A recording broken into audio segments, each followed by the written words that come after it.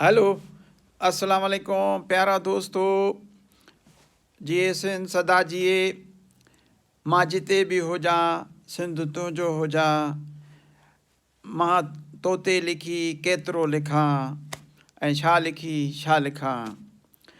त अॼु मां जेको आहे सो असां हिते स्वीडन में आया आहियूं, पर असांजी जेको आहे रूह सिंध सां सलियल आहे, जंहिंजे करे अॼु सकाफ़ती ॾींहं ते दिलि चयो त तव्हांखे पैगाम ॾिजे त असां जेको आहे तमामु ख़ुशि आहियूं हिन ॾींहाड़े ते त असांजो ॾींहुं मल्हायो पियो वञे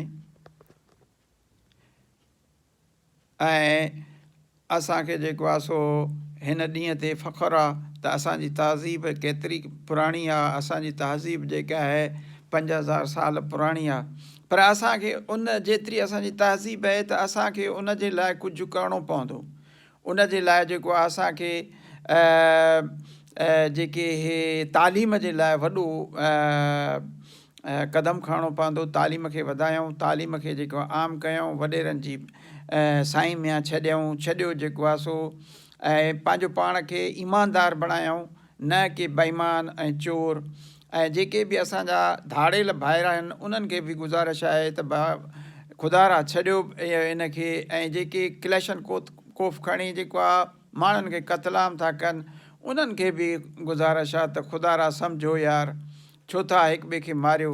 इंसान जी क़ीमत वॾी आहे, पर तव्हां सिंधियुनि वटि जेको आहे माईअ जी क़ीमत बि कुझु कोन्हे का।